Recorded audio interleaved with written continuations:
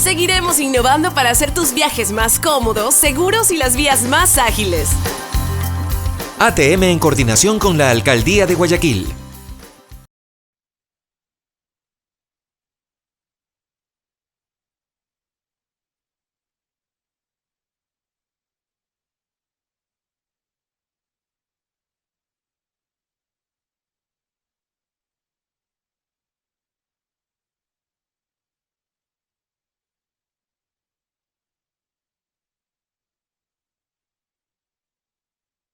Tener todas las cuentas de la posta muy claras gracias a SmartUp, un grupo de abogados que atienden emprendimientos, ATM de Guayaquil, Seguro Sucre, que es lo mejor que puede pasar, a Azúcar Valdés, como ya les he comentado a través de esta fundita, hay 180.000 empleos, 180.000 familias beneficiadas.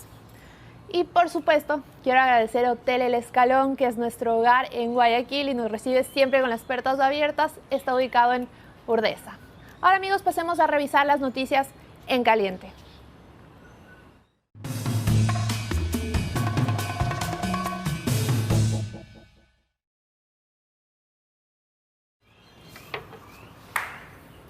En caliente, el Carchi continúa paralizado.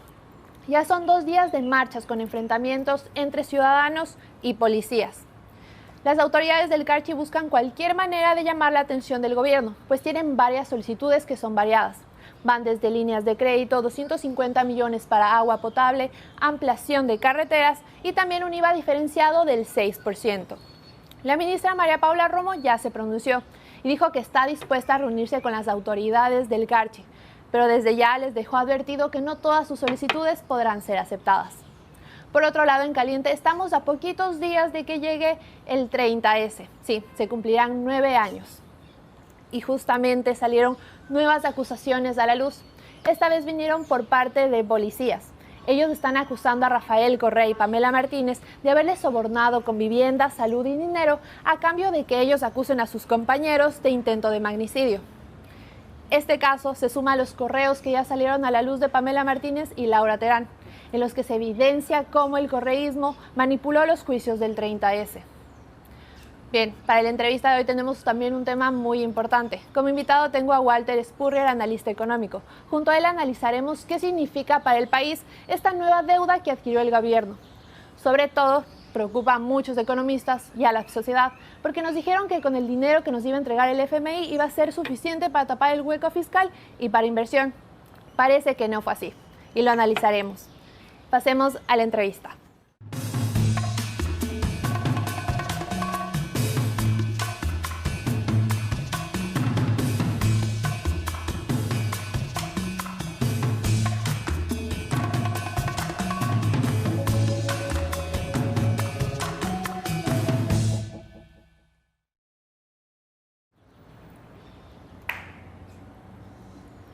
De nuevo, muy buenos días amigos, gracias por quedarse. Ya estamos con Walter Spurrier, bienvenido. Bueno, gracias por tenerme. Bien, como comenté al inicio de la entrevista, realmente es importante analizar este tema que supimos de estos días. El gobierno adquirió una nueva deuda a través de la emisión de bonos por 2.000 millones de dólares. Primeramente, ¿qué significa esto para el país? Bueno, esto significa más deuda, eso significa que a futuro tenemos que dedicar más dinero al pago de intereses todos los años. Y bueno, los bonos cuando se venzan probablemente estaremos en condición de emitir otros para reemplazarlos, pero significa que dinero que recaudamos de impuestos o de ventas de petróleo o lo que sea, otra parte va para el pago de intereses y queda menos para el gasto corriente y la inversión del gobierno. O sea que en este sentido, no sé, lo que nos está diciendo es el gobierno no puede recortar los gastos como tenía previsto, o no puede conseguir las fuentes de ingresos como tenía previsto, estamos posponiendo el ajuste. Hay quienes dicen que el gobierno no solo es que no puede reducir el gasto, sino que ha aumentado. ¿Usted qué cree? Bueno, el gobierno ha reducido el gasto que es de inversión. Lamentablemente ese es el gasto que más nos beneficia si es un buen proyecto de inversión.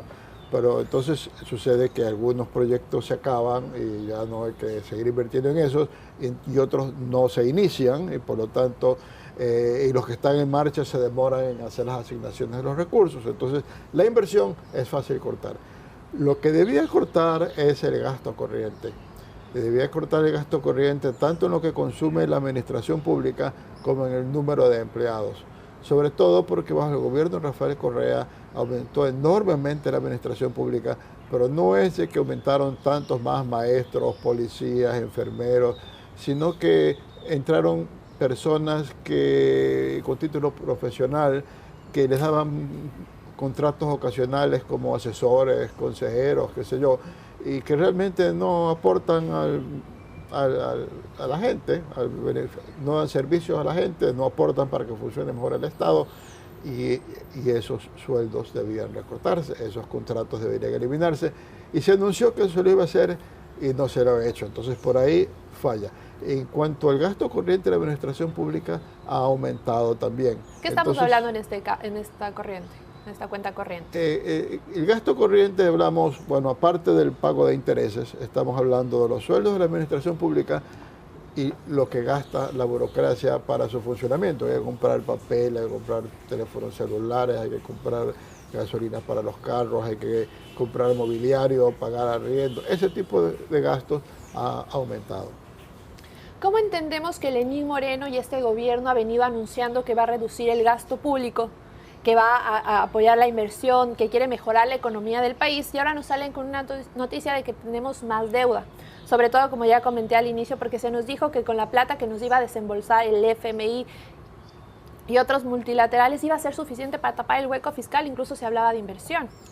Bueno, el primer punto es que el gobierno se comprometió a algo que en términos kikuyescos se llama la monetización de activos, y que eso iba a generar $900 millones este año.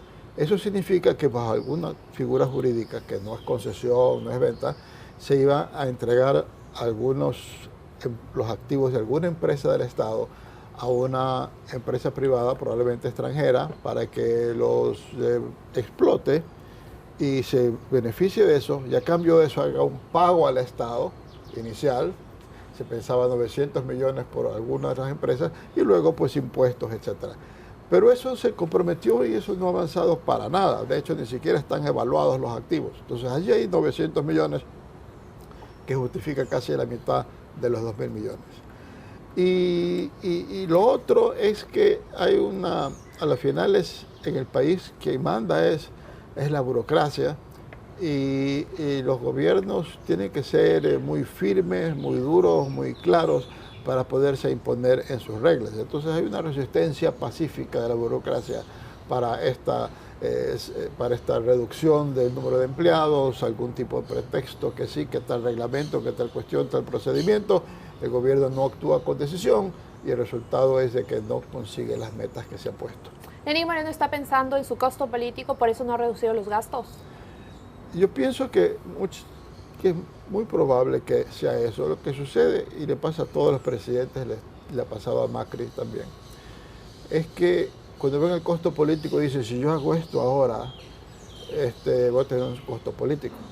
Y no se dan cuenta que en algún momento lo van a tener que hacer, y mientras más se demore, peor va a ser el costo político. Porque si hacía algo a principios del gobierno, el presidente Moreno, era mucho más fácil decir que la culpa era de lo que había hecho Correa. Más adelante, después que tenga 2 años en el poder, va a ser mucho más difícil usar ese argumento, ¿no?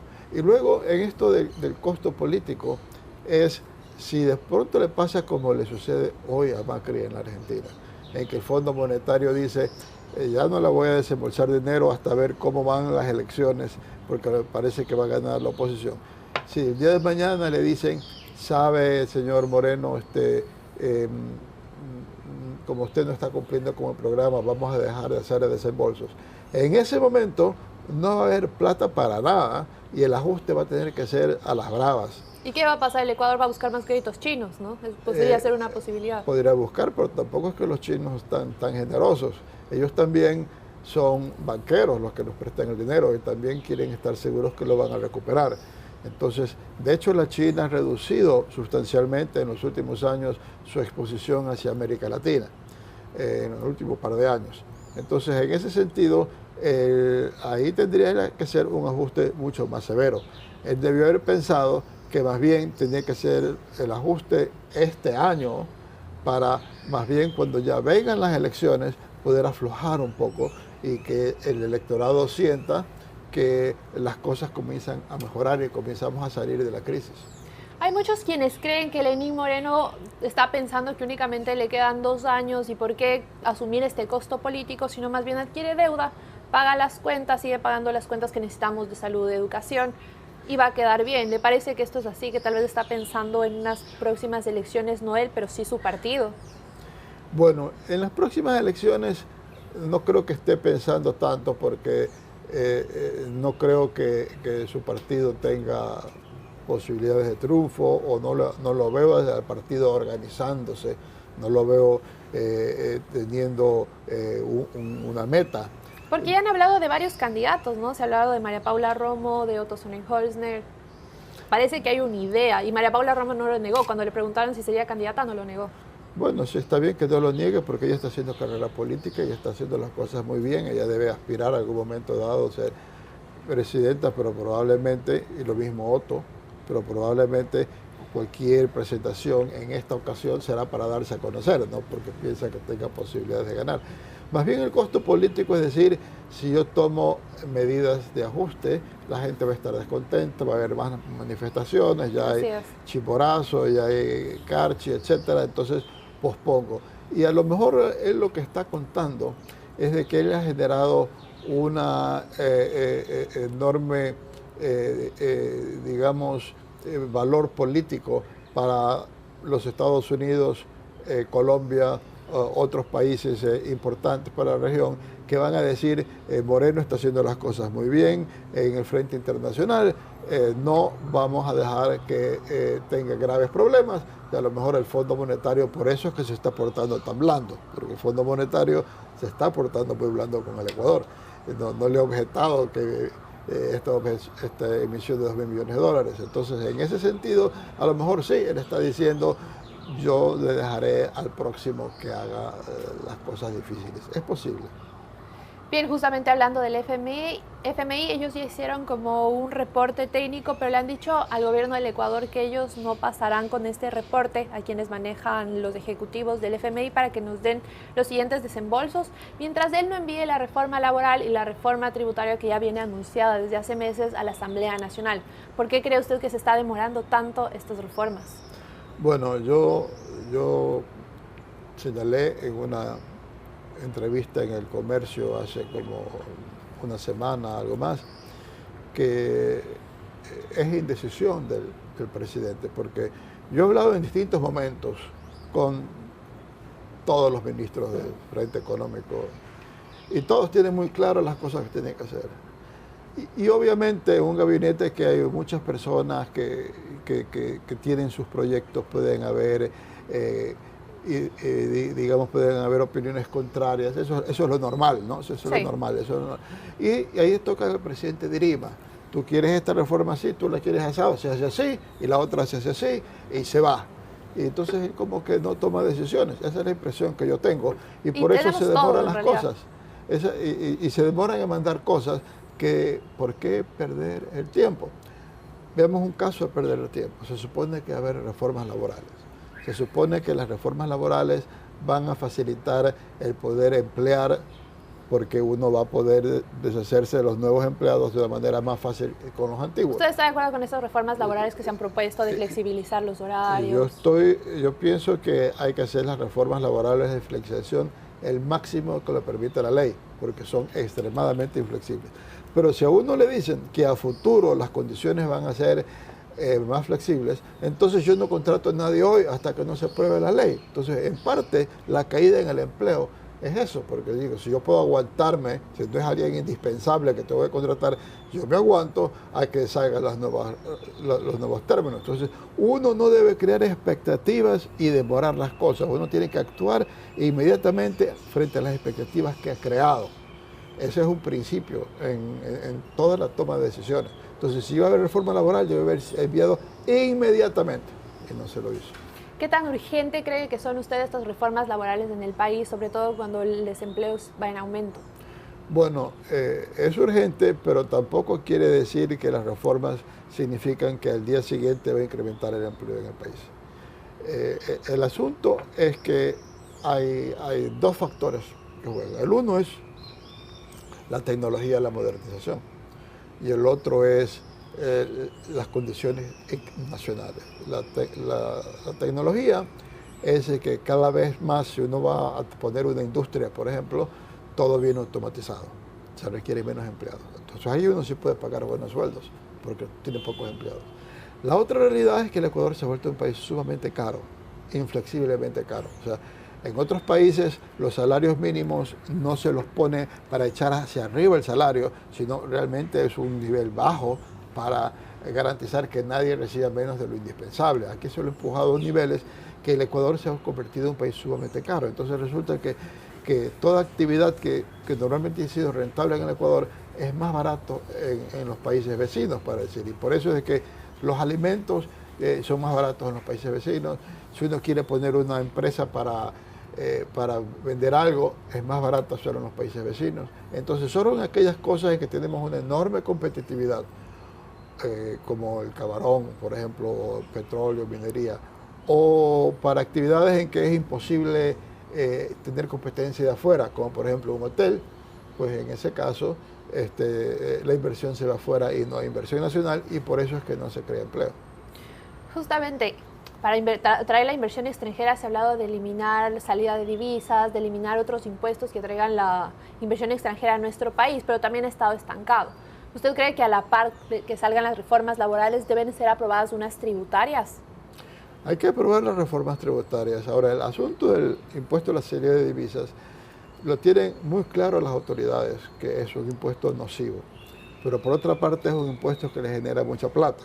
Entonces, le ayuda a tapar ese hueco gigante que tiene. Entonces, en ese sentido, ellos quieren sacarlo, pero no saben cómo. Entonces, la idea que tenía Pablo Campana era lo correcto, de hacer un plan y decir, eliminamos el 25% de ese impuesto ahora, 25% el próximo año y así sucesivamente, para que los agentes económicos ya puedan planificar y decir, el dinero que traigo hoy al Ecuador, 4 años después, lo va a poder sacar sin pagar impuestos. Porque este asunto del impuesto a la salida de divisas es que realmente no es a la salida, porque termina siendo a la entrada. Es como aquella canción de los años 70 del Hotel California, ¿no? Que el Hotel California era muy fácil entrar, pero era imposible salir. Así le pasa a las divisas. Pueden entrar, pero si yo quiero sacar la plata, tengo que pagar el 5% de impuestos, entonces no la traigo. Claro. Y si yo hago una inversión extranjera, viene un extranjero a hacer una inversión, sabe que automáticamente que he hecho la inversión, su dinero ha perdido 5%. Porque si quiere ir afuera, ya vale 5% menos. Entonces, es un impuesto perverso y tiene que irse, pero de eso están viviendo el gobierno. Dentro de los impuestos, si bien no se ha hablado de un aumento del IVA o del incremento de otros impuestos o la creación, existen varias opiniones. ¿Usted qué cree? ¿Realmente ahora que tenemos un hueco fiscal y el gobierno está hambriento de conseguir dinero, es necesario subir impuestos o esto puede ser peor para la economía? Hay gente que dice que si suben los impuestos baja el consumo y bueno, baja la calidad de la vida, etc. Por ende, los empleos. Pero hasta cierto punto que esté reprimido el consumo es necesario si no tenemos divisas. Porque si no significaría la salida de dólares y la economía se contraería más. Yo pienso que es muy difícil evitar esa contracción de la economía en una etapa de ajuste. El asunto es que ¿qué es lo que causa la crisis en que estamos? Lo que causa la crisis en que estamos es el excesivo incremento del gasto del gobierno en bajo Rafael Correa. Ese es uno de los factores importantes. El otro es el aumento de los costos para producción. Entonces, lo lógico es que si se incrementó exageradamente el gasto, lo más importante es reducir el gasto. Secundariamente, el aumento de los impuestos. Entonces, yo sí estoy de acuerdo en un aumento del IVA, porque es un impuesto que es más bajo en Ecuador que en otros países, pero únicamente si eso viene acompañado por un muy fuerte reducción en el gasto público, en el gasto corriente, porque por ahí tiene que ser el grueso del ajuste, porque si no vamos a pagar más impuestos para mantener a una serie de personas que no están aportando nada. porque yo con gusto pago impuestos para los maestros, para los policías, para los enfermeros, para la gente que trabaja en el SRI cobrando impuestos, para la gente que está ayudando en comercio exterior, para toda esa gente yo feliz pago los impuestos, pero para gente que no aporta nada me pesa. Entonces tiene que haber el recorte de gasto para justificar un cierto aumento de impuestos. Totalmente, pero usted, ¿cuántos puntos cree que debería subir el IVA? Porque si bien ha dicho que nos comparamos con otros países donde el IVA es más alto, estamos hablando de Chile, pero porque tienen una economía mucho más fuerte, realmente sería muy difícil comparar. ¿Cuántos puntos debería subir aquí? Bueno, yo pienso que se estaba pensando, yo pienso que el compromiso del gobierno rondaba los 2 puntos del IVA, subirlo de 12 a 14, que es lo que ya estuvimos pagando durante un año, ya es lo que estamos acostumbrados. Yo pienso que eso es lo que se podría aspirar, no más de eso. Y sí, sería un impacto a la economía, nos afectaría a todos, pero yo veo muy difícil evitar ese aumento en el IVA, aunque ya ha dicho el gobierno que no lo va a presentar. Entonces ahí la gran interrogante es qué van a presentar que signifique los ingresos, que los ingresos aumenten como en 1.700 millones de dólares, porque eso es lo que se han comprometido. ¿Qué les va a generar todo ese dinero? Claro, No justamente, sabemos. y también un tema importante dentro de aquí del IVA es que si bien usted dice que es bueno que el IVA aumente, que los gastos bajen, nosotros ya conocemos actualmente en estos 2 años cómo se maneja el gobierno. Y lo que van a hacer es que se aumentan los impuestos, se aumenta el IVA, toda esa plata va a ir a ese hueco fiscal que es evidente y está ahí y necesita la plata. Entonces, ¿en qué se traduce esto? En que todos los ecuatorianos tenemos que sacar de nuestro bolsillo para que el Estado siga gastando. Si bien hablamos de una farra del anterior gobierno, puede haber una especie de continuismo, ¿no le parece? Sí, pues yo pienso que el asunto es de que el compromiso con el fondo lleva tanto una reducción del gasto como un aumento de los impuestos. Y no pueden ir solamente por el lado del incremento de los impuestos. Deben ir sobre todo por el recorte del gasto. Y ahí viene también que van a aprobar en la Asamblea, porque Guillermo Lasso, por su parte, que es un bloque que está de acuerdo con la reforma de la economía, es absolutamente opuesto al alza de impuestos. En realidad, él incluso en la campaña propuso baja de impuestos. El Partido Social Cristiano también ha dicho que no... Jaime Nebot se ha pronunciado, ahora que ya no es alcalde, se está pronunciando más sobre cosas nacionales y ha manifestado de que es absolutamente está en contra del aumento de los impuestos. Entonces, pues de esos 2 sectores no va a conseguir apoyo para el incremento de los impuestos, pero sí va a conseguir apoyo para la reducción del gasto. Pero claro, para eso no necesita la Asamblea. Pero en efecto, yo lo que veo es, dentro del hecho que tenemos un acuerdo con el fondo y que nos va a dar entre el fondo y organismos multilaterales como 10.000 millones de dólares en términos blandos para superar la crisis y nos hemos comprometido a un alza de impuestos, bueno, en ese contexto yo estaría de acuerdo con ese aumento en el IVA, pero en la medida en que el grueso del ajuste sea reducción en el gasto en las administraciones públicas. Si la relación sueldos del gobierno, incluyendo las empresas estatales, la relación sueldos con tamaño de la economía, con el PIB, se hubiera mantenido del 2006 a la fecha, hubieran crecido los sueldos, pero no tanto. Ha crecido en un exceso de alrededor de 2.600 millones de dólares. Y si tuviésemos 2.600 millones de dólares menos de déficit, pues entonces la situación fiscal no sería un problema. ¿Me explico? Todo el problema es causado por exceso de gasto. Y entonces por ahí tiene que ser el grueso del ajuste. Y los otros complementarios porque nos hemos comprometido. Claro, usted dice como complementario esta reforma tributaria con un aumento del IVA, pero ¿quién golpea ese aumento del IVA si hablamos?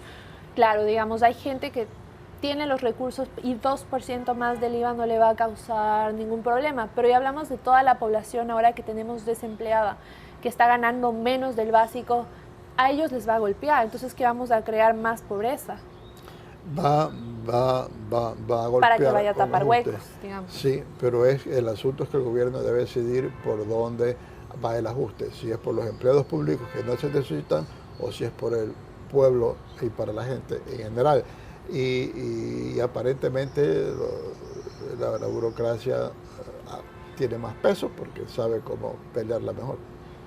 ¿Cuánta más gente debe salir del sector público? Porque hace varios años, cuando se empezó a despedir gente, había alrededor de 14.000 personas. ¿Es necesario sacar más gente? ¿Cuál sería el porcentaje más o menos? Bueno, mucho depende de cuánto, cuánto están ganando y cuánto le están costando al Estado a las personas que tienen que salir. Probablemente las que tienen que salir no son las personas que ganan menos, son personas que ganan más. Son puestos de inspector de atmósferas en el Ministerio de Educación, no ser maestro en el Ministerio de Educación. Yo pienso que el rol de pagos del sector público debe reducirse en unos 2.000 millones de dólares. Repartido en 3 años, pero unos 2.000 millones de dólares. ¿Cuántos empleados? Todo depende de cuánto ganan los empleados, pero sería un número superior a los 14.000. Digamos, y a la par serían necesarias estas reformas laborales para generar empleo, porque se habla mucho de que las reformas laborales tan estrictas que tenemos ahora lo que hacen es proteger a esa persona que ya tiene todos sus derechos. Y lo que hace es que no protege a todos los desempleados que llegan como a 5 millones en el Ecuador y están ahí entre el subempleo. Digamos, ¿qué tan flexibles deben ser estas reformas laborales? Porque se ha hablado también de un sueldo básico diferenciado. Es decir, hay personas jóvenes que podrían entrar a ganar menos. ¿Esto es correcto, bajar un salario básico cuando la vida del Ecuador tiene un costo caro? Lo que sucede es que la alternativa es de dónde gano dinero, cómo obtengo dinero. O sea, no se están creando puestos de trabajo con esos sueldos. Si el país estuviese bollante, si estuviese muy competitivo, se podrían pagar mejores sueldos. Pero no hay los puestos, entonces ¿cuál es la alternativa? Entonces, en ese sentido, antes era así. Antes de Rafael Correa había una escala de salarios mínimos. Incluso el operario de la pequeña industria ganaba menos que un obrero de una empresa normal. Correa los igualó todos hacia arriba y los incrementó. Y eso pues ha incidido en esa reducción del empleo. Lo que sucede es que una empresa tiene que ver en su operación sus costos, cuánto puede cobrar por sus productos, entonces cuál puede ser su nivel de costos. Y uno de los elementos del costo es el laboral. Entonces no puede dejar que ese costo laboral le suba. Entonces el momento que se han subido los salarios y se ha hecho más difícil reducir al personal, las empresas lo que han hecho es precisamente decir, bueno, entonces tengo que trabajar con menos personas y hacerlas que trabajen más, pero no puedo aumentar mi rol de pagos. Entonces, eso ha causado el desempleo. Se procura que menos personas hagan el trabajo de más personas porque no se pueden pagar tantos sueldos. Ese fue un grave error del manejo en el gobierno anterior y el cual es muy difícil salir de ese problema porque el dólar está muy fuerte, las monedas de los países vecinos caen en relación con el dólar y por lo tanto, por más que tenemos prácticamente cero inflación, no nos abaratamos en relación con los otros países. Los otros países se siguen abaratando en relación con el Ecuador. Justamente otra de las opiniones de la gente, más bien una preocupación, es que quienes se vean beneficiados con estas reformas laborales únicamente sean los empleadores, los empresarios, porque ellos podrán contratar gente por menos plata y, como usted ha dicho, si crean una expectativa, voy a esperar que hayan estas reformas laborales para contratar 3 personas, digamos, o 2 personas por el sueldo de una. ¿Se ven beneficiados más los empresarios o más quienes necesitan un empleo? Bueno, lo que sucede es que el momento en que hablamos que se benefician los empresarios, o sea que sus empresas crecen, eso termina significando que están gastando más en mano de obra, o sea, porque toman más empleados o porque aumentan los sueldos. Cuando no teníamos dólar, el ajuste se daba, cuando los costos eran muy altos, se daba por devaluación. En aquel entonces, todas las personas que recibían un sueldo vivían una angustia permanente. Y fue por varias décadas, porque por los años 70 teníamos un poco de inflación, no subían los precios, pero después los 80, los 90, fueron años de mucha inflación. Todo el mundo que recibía un sueldo, al día siguiente ya ese sueldo compraba menos, al mes siguiente mucho menos. No se puede tener un presupuesto, había que estar pendiente de que venga la nueva alza salarial para recuperar el poder adquisitivo. Era más bien tener moneda propia beneficiaba a los empresarios, en el sentido de que la devaluación afectaba a los que tienen el salario. La dolarización le ha asegurado a las personas que tienen un empleo fijo o un negocio o algo que les asegure ciertos ingresos, una estabilidad y una tranquilidad, ¿no? Pero el inconveniente es que cuando esos costos laborales son excesivos frente a la competencia, porque el asunto no es valores absolutos, sino relativos. En este caso, todo se produce más barato en el Perú y Colombia y entra el país de contrabando. En ese caso, el país necesita de alguna manera bajar ese costo laboral, si no van a seguir perdiéndose las plazas de empleo, porque ninguna empresa va a decir voy a perder plata indefinidamente, puedo perder plata 1 año, 2 años, pero no decir mi plan es trabajar hasta que me quede sin un centavo, y van a seguir reduciendo las plazas de empleo. Eso es inevitable, es una realidad. ¿Estas reformas laborales son la verdadera solución o deben tomarse otras medidas? Porque el ministro Andrés Madero ha dicho que con estas reformas laborales se crearán muchos empleos en estos 2 años. Es una promesa que no sabemos si la pueda cumplir. Yo creo que es una expectativa excesiva. En primer lugar, se va a buscar que se contraten personas que reemplacen a las que se retiran, a las que se jubilan, que dejan el trabajo, se las reemplace bajo esa modalidad. O sea, un primer efecto es que no se va a seguir reduciendo el empleo, más al que se va a ampliar. Pero esencialmente se requiere que el país recupere competitividad para que haya inversión. ¿Qué quiero decir con eso? Por ejemplo, tome usted el sector camaronero. El Ecuador sí tiene competitividad en el sector camaronero y ha habido muchísima inversión en estos años y estamos aumentando la producción con más de 20% este año en relación con el año anterior. ¿Por qué? Es competitivo, metemos plata allí. Quiere entrar dinero en el sector minero porque hay minas en el país, hay sus problemas con los ambientalistas, pero quiere entrar dinero. Entonces, cuando se ve que hay oportunidad de hacer negocios, viene la inversión y va a haber empleo. Entonces, se le quiere crear las condiciones para que la inversión se vea motivada. Plata en el mundo nos falta y el Ecuador es atractivo por estar dolarizado. O sea que uno trae dólares y se lleva dólares, entonces que los tiene que cambiar a pesos u otra moneda. Entonces, en ese sentido, eso es parte de un paquete de medidas que lleven a crear mejores condiciones. Otra es que el país se estabilice en su parte financiera, en su parte fiscal, porque mientras que el Ecuador no esté estabilizado en su parte fiscal, existe el espectro que más adelante tengamos una caída muy grande en la economía como tuvimos en el 98 y 99. Entonces, ese espectro se mantiene a futuro si el país no va por el camino adecuado. Entonces, eso es parte de las reformas que tienen que hacerse. Bien, usted nos ha dicho varias soluciones para mejorar la economía, entre ellas está la inversión. ¿Pero el gobierno ha hecho algo de estas soluciones o realmente nos está llevando a la economía del país por otra dirección contraria? ¿Cuál es su parecer?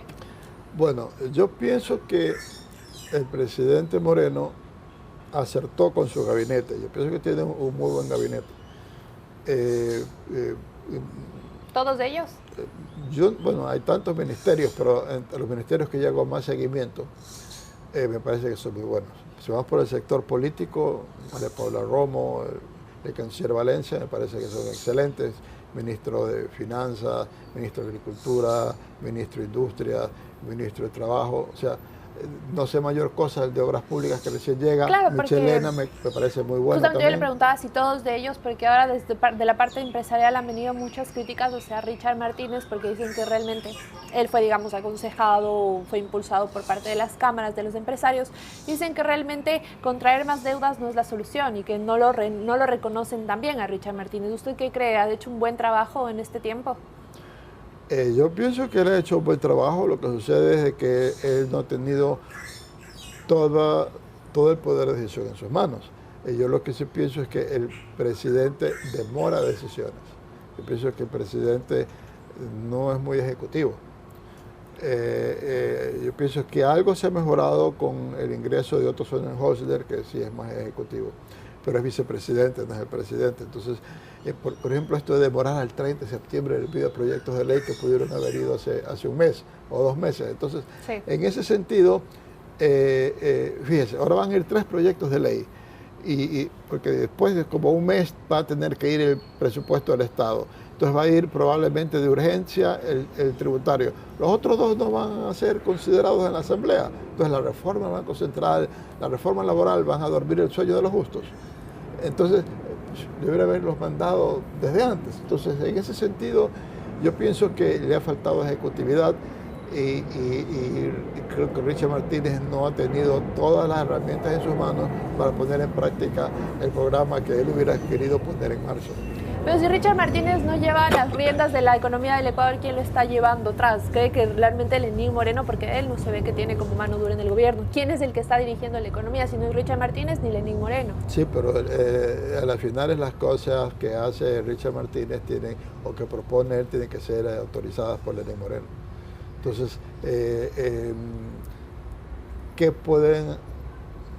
No sé si, por ejemplo, la reducción de los empleos en el sector público, ¿por qué lo han parado? Se suponía de que Santiago Cuesta estaba encargado de eso y él estaba muy partidario de reducir el número de empleados de la administración pública, sobre todo por los contratos ocasionales. Ya salió de la consejería que tenía y no ha avanzado ese proyecto. Entonces, de alguna manera pienso yo que ha de haber faltado el apoyo presidencial para que el ministro de Finanzas pueda implementar su programa. Porque lo conozco lo suficiente, Richard Martínez, sé las cosas que él quería hacer, ¿no? O eso o le faltó habilidad, pero él sí sabe, tiene claramente en su mente las acciones que tienen que tomarse. Bien, ¿cuál es la percepción que tenemos todos los ciudadanos? Realmente el gobierno no tiene un plan económico, el gobierno no está apostando por la inversión y el gobierno se está endeudando más para tapar el hueco fiscal, ni siquiera se está endeudando para la inversión. Y estas deudas también son importantes, como ya hablamos, la emisión de bonos internacionales por 2.000 millones de dólares tienen un interés altísimo. Estamos hablando de que los 600 millones que son hasta el 2025 tienen una tasa del 7,85%, mientras que el saldo de 1.400 millones al 2030 es del 9,5%. Si nos comparamos con otros países de la región, que a veces es bueno hacerlo, estamos hablando de Chile, que su última emisión de bonos fue con una tasa del 2%. ¿Por qué nosotros tenemos que poner una tasa tan alta? ¿Somos tan poco atractivos a inversión o a préstamos del exterior? Bueno, el Ecuador se disputa con Argentina el campeonato mundial de los defaults, de las moratorias. El Ecuador es muy propenso a las moratorias. De hecho, la que hizo Rafael Correa, el Ecuador económicamente podía pagar la deuda, estaba muy bien en su situación económica y por razones políticas entró una moratoria. Entonces, el Ecuador es propenso a no pagar deudas. Es como cuando uno va a un banco, el banco mira el historial crediticio que uno tiene. Si uno cuando le ha prestado, para empezar, si uno nunca ha ido a pedir prestado al banco, tampoco es bueno. Tienen que ver que le han prestado y que uno ha pagado, entonces le prestan bien. Pero si uno tiene tarjetas de crédito que no paga y que lo han enjuiciado, que esto, y uno va a pedir una hipoteca a un banco, no se la dan. O sea, tenemos un muy mal historial y no tenemos una política económica clara. En cambio, Chile parte de las rentas del cobre los ha puesto en un fondo y ese fondo es para atender problemas, crisis o caídas de precio del cobre a futuro, etcétera. Se ha manejado económicamente muy bien con gobiernos de izquierda y de derecha. Entonces se dice, ahí no hay riesgo, en Chile no hay riesgo. Entonces le prestan 2%. En el Ecuador sí hay riesgo. Entonces yo meto plata allí sabiendo que hay una posibilidad que la pierda, pero lo hago en función de que me da una rentabilidad que no lo obtengo en ninguna otra parte. Ya, pero ¿no le parece muy excesivo este impuesto, esta tasa del 9%, cuando en la región está alrededor del 3%? Es 3 veces más, más o menos. Pero es que somos 3 veces más riesgosos. Somos 3 veces más riesgosos. Si usted se pone a pensar que usted va a invertir en bonos del Japón, y en Japón usted tiene que poner plata encima por comprar bonos del Japón, porque encima el interés es negativo. O sea que el asunto es que nosotros somos riesgosos, somos los segundos más riesgosos en la región después de Argentina. Entonces tenemos la segunda peor cotización después de la Argentina. Hay que tener años de manejar bien la economía para que baje esa tasa. De hecho, si no fuera por el acuerdo con el Fondo Monetario, no nos hubieran prestado la plata ni a esa tasa. Claro, pero lo que realmente no entendemos todos es por qué el FMI, cuando tuvieron la reunión con el gobierno, nos dijeron que esa plata que iban a entregar, con esa plata no iba a ser necesario endeudarse con nadie más, y ahora nos salen con esta noticia. Digamos, si no les es suficiente la plata del FMI, si no les es suficiente la plata de la emisión internacional de bonos, el gobierno podrá seguir endeudándose, que es algo que podría pasar. Y es algo con que no deberíamos estar de acuerdo, y es algo que deberíamos exigir, que recorte gastos, que vaya con la monetización de activos, porque eso no nos afecta. Si al día de mañana una empresa telefónica administra CNT y a cambio de administrar y manejarla de una manera más eficiente y que atraiga más al usuario, le paga al gobierno, qué sé yo, $1.000 millones, por dar una cifra, y el gobierno con eso baja el endeudamiento, pues entonces que hagan eso, y no lo están haciendo. No han sido suficientemente ágiles ni para recortar el gasto ni para generar esos ingresos, y ahora tampoco a lo mejor van a ser muy ágiles para aprobar los impuestos. ¿Qué tenemos que esperar en estos menos de 2 años que nos queda del gobierno de Lenín Moreno en cuanto a la economía? Independientemente de cómo maneje la economía Lenín Moreno, vamos a estar con un crecimiento prácticamente de cero como estamos ahora. Porque si no hace nada Lenín Moreno, si sigue así como flotando, no va a haber inversión privada. Y por otra parte no hay inversión pública porque no hay la plata. Entonces vamos a estar así como poco crecimiento. Y si hace algo Lenín Moreno para mejorar la economía, va a requerir un primer apretón de cinturón para reducir el problema fiscal y hacer incluso que bajen costos en la economía. Y eso pues no se hizo en los primeros 2 años del gobierno, se haría en los siguientes 2 años. O sea, se ha pospuesto el ajuste. Entonces, en ese sentido, bajo el un escenario o bajo el otro, van a ser 2 años difíciles. ¿Pero qué cree que se propondrá 2 años más para que venga el siguiente candidato que lo suceda, o realmente se puede hacer algo en estos 2 años? Sobre todo porque vienen unas elecciones presidenciales 2021 y la cabeza de la Asamblea va a estar tirando hacia allá. ¿Qué va a pasar con todas las reformas que están estancadas, y en este caso del económico, tributarios y laborales? Lo tributario yo lo veo lo más difícil.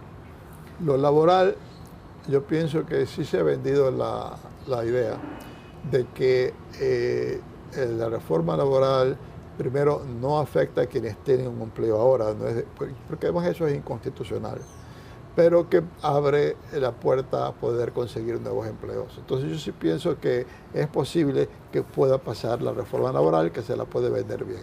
Las reformas al Banco Central para darle un poquito más de autonomía y fortalecerlo, tampoco lo veo de ninguna manera pueda ser controvertido. El problema central es en la parte tributaria. Ahora, en cuanto al gobierno, yo pienso que el mejor legado, primero, el gobierno no puede esperar que gane las elecciones un candidato de Alianza País. Su mejor legado es que ha hecho las cosas responsablemente, con miras de que eso favorezca su imagen y a futuro un candidato de ese partido pueda llegar a la presidencia.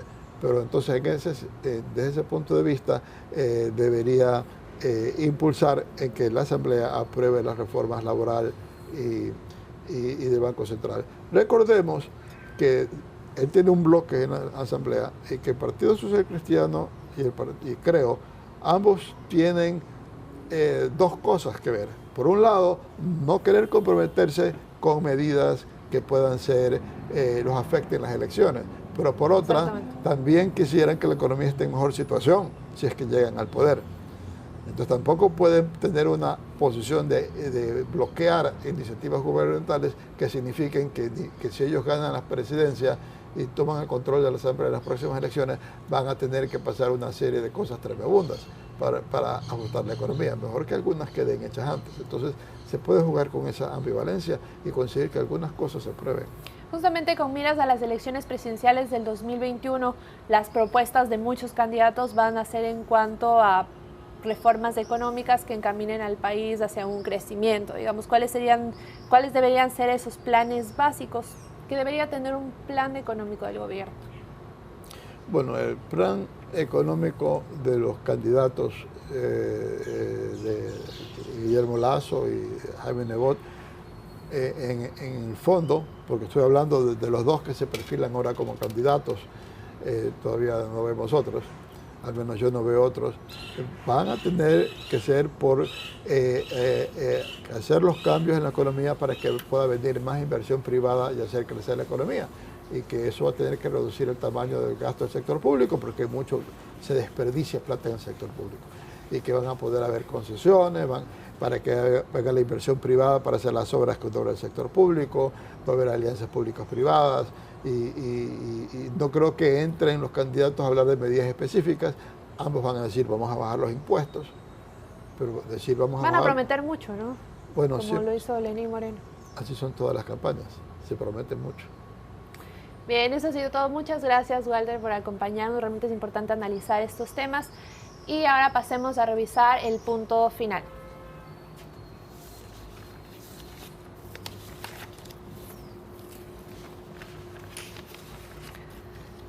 Bien, amigos, el punto final. Realmente nuestra economía está pasando por graves problemas. Estamos hablando de un crecimiento del déficit que crece a la par con el desempleo. Los ecuatorianos estamos realmente desesperados porque vemos una inquietud por parte del gobierno. Ellos no están respondiendo ante las reformas laborales, ellos no están respondiendo ante reformas tributarias y no están invirtiendo, que es lo más importante. Si bien un gobierno se endeuda, sería bueno que lo haga para inversiones, estamos hablando de salud, de empleo, pero no, lamentablemente nuestro gobierno se está endeudando para tapar huecos fiscales. Y es una rueda que sigue así, porque si bien tenemos un hueco fiscal, se endeuda más. Esperamos que el gobierno finalmente abra los ojos y se dé cuenta que no es sostenible una economía basada en deudas. Tenemos una nueva emisión de bonos internacional por 2.000 millones de dólares, lo que aumenta la deuda pública, lo que aumenta la deuda externa. Sí, estamos endeudados y realmente es hora de que el gobierno, antes de que vengan estas elecciones presidenciales y en estos menos de 2 años que le quedan, tome acciones urgentes, que es el pedido que tenemos todos los ecuatorianos. Eso ha sido todo, amigos. Muchas gracias por acompañarnos. Estaremos en Guayaquil transmitiendo mañana el Café de la Posta. Disfruten de su jueves.